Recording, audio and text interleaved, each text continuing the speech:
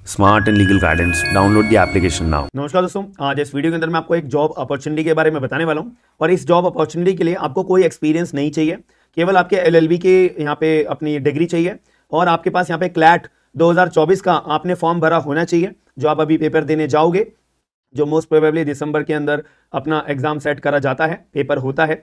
और मुद्दे वाली बात, यहाँ पे बहुत बढ़िया अपॉर्चुनिटी है, सरकारी नौकरी है, पीएसयू जिसे हम बोलते हैं, तो सरकारी कंपनी की अपनी सब्सिडरी कंपनी है ये, और यहाँ पे डायरेक्ट आपकी नौकरी लगती है। बाकी सारी डिटेल्स हम नोटिफिकेशन के ऊपर चलते हैं, पे स्केल के ऊपर हमारे को पहचानना है, लास्ट डेट क्या होगी फॉर्म भरने की, सारी बातें मैं आपको इस वीडियो के अंदर बताऊंगा। सबसे पहली बात, ये रहा हमारा सामने बिल्कुल क्लियर तौर पे नोटिफिकेशन पावर ग्रिड के नाम से। पावर ग्रिड के अंदर यहाँ पे क्लैट 2024 के जितने भी बच्चे अपना फॉर्म भर चुके हैं, क्लैट 2024 के अंदर अपना पेपर देने जा रहे हैं, तो वही लोग यहाँ पे केवल एलिजिबल हैं अपना फॉर्म भरने के लिए, पावर ग्रिड के लिए। अब आपने अपना क्लैट अगर 2023 वाला दे रखा है, तो पीजी वाला मैं पोस्ट ग्रेजुएशन की बात कर रहा हूं, ठीक है, तो उनके मन में आएगा कि सर क्या मैं भर सकता हूं फॉर्म? भाई बिल्कुल नहीं भर सकते, याद रखना, आपको दोबारा क्लैट का फॉर्म भरना चाहिए था और आपने अगर नहीं भरा तो सॉरी, अनफॉर्चुनेटली आप लोग नहीं फॉर्म भर सकते। क्लैट 2024 वाले बच्चों के लिए ही यहाँ पे केवल अपॉर्चुनिटी है।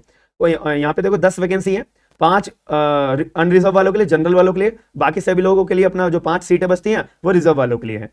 अब मैं यहाँ पे मुद्दे वाली बात बताऊं, पोस्ट आपकी कौन सी लगेगी? ऑफिसर ट्रेनी लॉ के अंदर, और ये परमानेंट पोस्ट होती है, याद रखिएगा कि पहले आपकी 1 साल की ट्रेनिंग होगी, ठीक है, 1 साल की जब अपनी ट्रेनिंग सक्सेसफुली पूरी कर लोगे, फिर आपको पूरा ऑफिसर इन लॉ बना दिया जाएगा, ट्रेनी आपको हटा दिया जाएगा, आप ट्रेनी नहीं हो, आप पूरे लॉ के ऑफिसर बन चुके हो पावर ग्रेड के अंदर।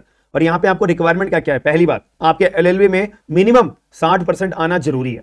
अब 3 साल वाली एलएलबी हो या 5 साल वाली एलएलबी हो, एज द केस में भी मिनिमम आपके 60% होना जरूरी है।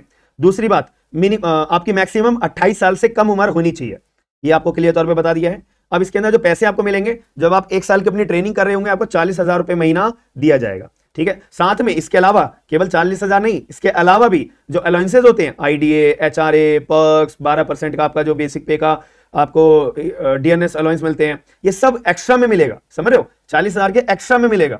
उसके बाद जब आप अपनी 1 साल की ट्रेनिंग पूरी कर लेते हो, जब आपको बोला जाता है आप E2 की रैंक में आ चुके हो, यानी ऑफिसर वाली रैंक पे आ चुके हो, तब आपका जो बेसिक पे आपका बन जाएगा 50,000 रुपए से लेके 1,60,000 रुपए तक। उसके अलावा जो आपको अलाउंसेस अलग मिलेंगे वो अलग है, याद रखना। अब ये अमाउंट की मैं बात आपको क्लियर नहीं कर सकता, जब आप नौकरी पे लगोगे वो अमाउंट आपको लग जाएगा, बस मान के चलो आपकी बढ़िया सैलरी है, मिनिमम 40,000 तो जेब में आ ही रहा है, बाकी अलाउंसेस अलग है, मतलब आपको अपनी जेब में से कुछ खर्चा करने की जरूरत ही नहीं पड़ेगी, सारी चीज आपको सरकार देगी, याद रखिएगा। और यहाँ पे जब आप सर्विस में आ जाओगे ना, जब आपका ट्रेनिंग पीरियड स्टार्ट होने वाला होगा, आपको एक बॉन्ड एग्जीक्यूट करना पड़ेगा, ये लिखा ना हमारा, आपको एक सर्विस एग्रीमेंट बॉन्ड अपना एग्जीक्यूट करना पड़ेगा 3 सालों का, कि 3 सालों तक तो आप नौकरी नहीं छोड़ोगे। अगर नौकरी छोड़ते हो तो जनरल वालों को 5 लाख रुपए का जुर्माना पे करना पड़ेगा, या रिजर्व कैटेगरी वालों को 2.5 लाख रुपए का जुर्माना पे करना पड़ेगा, ये आपको बॉन्ड भरना पड़ता है। एप्लीकेशन फॉर्म की मैं फीस करूं, जनरल वालों के लिए अपना 500 रुपए एप्लीकेशन फॉर्म फीस है, बाकी जो रिजर्व वाले हैं ना, उनको यहाँ पे एग्जम्प्ट कर दिया गया है, ये आपको ध्यान में रखने वाली बात है। और यहाँ पे रिलैक्सेशन अपना एज लिमिट का दिया हुआ है, जैसे मैंने 28 साल की उम्र बताई है, उसका अगर आप ओबीसी वाले हो तो सर्टिफिकेट दिखाओ, 3 साल का रिलैक्सेशन ले जाओ। SC ST वाले हो 5 साल का रिलैक्सेशन, PWD वाले कैंडिडेट 10 साल का ये अपना एक्सपीरियंस, ये रिलैक्सेशन मिलेगा, ठीक है। बाकी आपको सर्टिफिकेट जो जमा कराने हैं वो यहाँ पे लिखे हुए हैं कि EWS वालों को ना लेटेस्ट EWS सर्टिफिकेट अपना जमा कराना पड़ेगा, ठीक है। ये सभी लोग आ गए अपने सर्टिफिकेट जमा कराने के लिए। अब यहाँ पे मुद्दे वाली बात और आती है सिलेक्शन प्रोसेस का, ये बहुत इंपॉर्टेंट है। सिलेक्शन प्रोसेस मेरा कैसे होगा कैसे नहीं होगा, ये चीज की मेरे को जानकारी सर दे दीजिए। इस चीज की जानकारी आपको ध्यान में रखनी है कि यहाँ पे आपका जो सिलेक्शन प्रोसीजर है ना, वहां पे आपको सबसे पहले क्लैट 2024 में जितना आपका स्कोर आएगा एग्जाम देने के बाद में, फिर आपका होगा यहाँ पे डॉक्यूमेंट वेरिफिकेशन, फिर आपका होगा यहाँ पे बिहेवियर असेसमेंट, फिर आपका होगा ग्रुप डिस्कशन, फिर आपका होगा पर्सनल इंटरव्यू, फिर आपका होगा मेडिकल एग्जामिनेशन। ये सारे टेस्ट क्लियर हो जाने के बाद एक लिस्ट निकलेगी, उस लिस्ट में अगर आपका नाम आ जाता है, खत्म बात, जीवन भर आप अपनी खुशी का जीवन जियोगे, याद रखिएगा। अब यहाँ पे क्लैट का जो स्कोर आएगा, जब आप 2024 का अपना क्लैट 2024 का पेपर दोगे, तो उसके अंदर आपका क्लैट का स्कोर आएगा ना, तो मिनिमम जनरल वालों के लिए 40% स्कोर होना जरूरी है, रिजर्व वालों के लिए 30% आपको क्लैट में अपना मार्क्स लाना जरूरी है। याद रखना, क्लैट के एग्जाम बहुत ज्यादा जरूरी है, क्लैट 2024 पीजी वाला बहुत जरूरी है। अभी आप जो देने जाओगे, अभी से मेहनत करना चालू कर दो, मिनिमम आप मान के चलो आपके मेरिट लिस्ट में आने के लिए आपको 85 प्लस मार्क्स क्लैट के अंदर पीजी वाले में 2024 में आपको लाना जरूरी है। क्योंकि यहाँ पे ना जैसे 5 सीटें हैं अपना जनरल वालों के लिए, तो 5 को गुणा करेंगे हम 4 से या 5 से, तो 20 या 25 कैंडिडेट्स को ये कॉल करके बुलाएंगे कि भाई आ जाओ, ठीक है। उनमें से 20 या 25 बंदों में से 5 बच्चे सेलेक्ट होंगे, ठीक है। तो ये आपसे बोलेंगे कि भाई आ जाओ, फिर उनमें से सभी लोगों का ग्रुप डिस्कशन होगा, डॉक्यूमेंट वेरिफिकेशन होगा, पर्सनल इंटरव्यू होगा। ये सब करने के बाद 5 बच्चों को चुना जाएगा और अपना नौकरी दी जाएगी। तो इसीलिए 85% जो है ना क्लैट का वेटेज है, 3% अपना ग्रुप डिस्कशन का वेटेज है, 12% अपना पर्सनल इंटरव्यू का वेटेज है। मैं आपको ये शो करूंगा। तो जो लोग अपना क्लैट में अपना शॉर्टलिस्ट हो जाएंगे, फिर वो आगे की स्टेज में आएंगे, अपना ग्रुप डिस्कशन एंड इंटरव्यू की स्टेज के लिए आएंगे, ठीक है। उनमें से उनको 40 या 30% अपना स्कोर करना है, बट मेरिट लिस्ट ज्यादा जाती है, याद रखना, ठीक है। ये देखो क्लैट में आपको स्कोर लाना पड़ेगा, जितना भी स्कोर लाए होंगे उसका 85% प्रोपोर्शनेट कर दिया जाएगा। ग्रुप डिस्कशन में जितने मार्क्स लाए होंगे उसका 3% का प्रोपोर्शनेट कर दिया जाएगा। इंटरव्यू में जितने मार्क्स आप लाए होंगे आपका जो है 12% यहाँ पे प्रोपोर्शनेट कर दिया जाएगा, याद रखिएगा। ये बहुत इंपॉर्टेंट चीज बता रहा हूं। फिर इसके बाद टोटल 100% में से कैलकुलेट कर जाएंगे आपके कितने परसेंट बन रहे हैं। आपके मेरिट लिस्ट के बेसिस पे अगर मार्क्स बन रहे होंगे, डायरेक्ट सिलेक्शन है, याद रखिएगा। और ये सारी जनरल बातें बता दी। अब मैं डेट्स के बारे में बता देता हूँ, कब कब मुझे फॉर्म भरना है, कब कब लास्ट डेट है। देखो क्लैट का तो लोगों ने, जो लोग 2024 वाला जिन्होंने फॉर्म भरना था, 1 जुलाई 2023 से 3 नवंबर 2023 तक की आखिरी डेट है। अभी भी आपके पास टाइम है क्लैट 2024 का फॉर्म भरने के लिए, याद रखिएगा।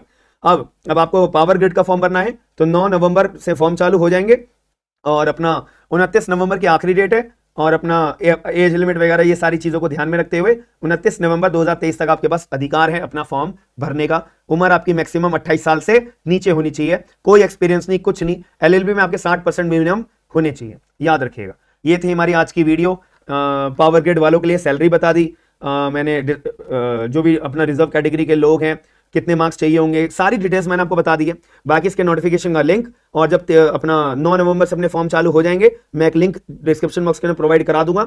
उस लिंक पे क्लिक करके आप सीधा अप्लाई भी कर सकते हो। अगर आप लोग जुडिशरी की तैयारी कर रहे हो, ये बहुत अच्छा टाइम है आप लोगों के लिए बैचेस ज्वाइन करने का एंड अपनी प्रिपरेशन स्टार्ट करने का, क्योंकि आने वाले 2024 के अंदर बहुत सारे अपने जुडिशरी एग्जाम्स आने वाले हैं, याद रखिएगा। क्योंकि अभी इलेक्शन का टाइम है, इसीलिए इस चीज के टाइम को हम यूटिलाइज कर सकते हैं अपनी प्रिपरेशन को और बेहतर बनाने के लिए। और दूसरा सबसे बड़ा ऑफर यह है कि यहां पर जो है अभी फेस्टिवल सीजन चल रहा है, फेस्टिवल टाइम चल रहे हैं, आपको बहुत बढ़िया बढ़िया ऑफर्स देखने को मिलेंगे। तो आपके पास ये बहुत बढ़िया टाइम है। इंडियन पिनल कोड में अगर आपको लगता है मेरा ये सब्जेक्ट बहुत वीक है, बैच ज्वाइन कर सकते हो। अगर आपको लगता है मेरा एविडेंस एक्ट बहुत वीक है, ये वाला बैच ज्वाइन कर सकते हो। अगर आपको लगता है कि मेरा सीपीसी बहुत वीक है, साथ में लिमिटेशन बहुत वीक है, तो सीपीसी प्लस लिमिटेशन दोनों सब्जेक्ट को ज्वाइन करके मैंने एक अपना नया बैच अपना निकाला हुआ है, आप लोग ये भी ज्वाइन कर सकते हो।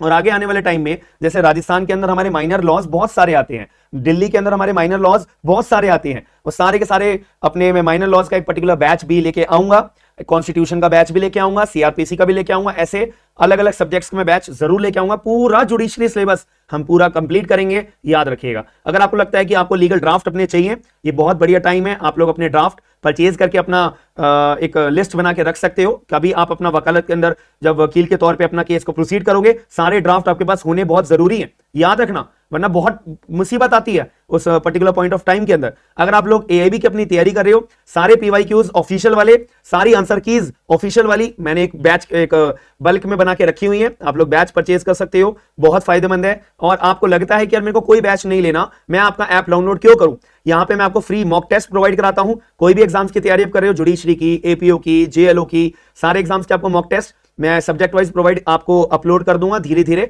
कुछ अपलोड हो चुके हैं, कुछ आने वाले टाइम में अपलोड हो जाएंगे। और जो भी एग्जाम की नोटिफिकेशन आती है वो सबसे पहले मैं अपडेट कर देता हूं आपको अपनी एप्लीकेशन की मदद से। फ्री लीगल जीके के नोट्स आपको मेरी एप्लीकेशन के अंदर फ्री ऑफ कॉस्ट बिल्कुल प्रोवाइड होंगे। Latest judgments free of cost बिल्कुल प्रोवाइड होंगे। सारी चीजें आपको प्रोवाइड होती हैं, तो इसलिए आपको एप्लीकेशन मेरा डाउनलोड करना बहुत जरूरी है। अगर पसंद आता है, फायदा दिखता है, तो अवेल जरूर करिए। तो all the best all of you जो लोग अपना क्लैट का एग्जाम देने जाएंगे, और बढ़िया करके आना। मिनिमम आपको अगर 20 या 25 कैंडिडेट्स के टॉप रैंक की लिस्ट में आना है, तो मिनिमम अपने क्लैट 2024 पीजी के अंदर आपको कितने मार्क्स स्कोर करने, अपने 85 तक तो मिनिमम लाने, उससे ज्यादा ला रहे तो बहुत बढ़िया बात है, सोने पे सुहागा वाली बात है। तो अगर वीडियो पसंद आई है तो वीडियो को लाइक जरूर करिएगा, और लोगों को प्लीज ज्यादा से ज्यादा शेयर करके लोगों को अवेयर जरूर करिएगा। बाकी मिलते हैं नेक्स्ट वीडियो के अंदर। Thank you.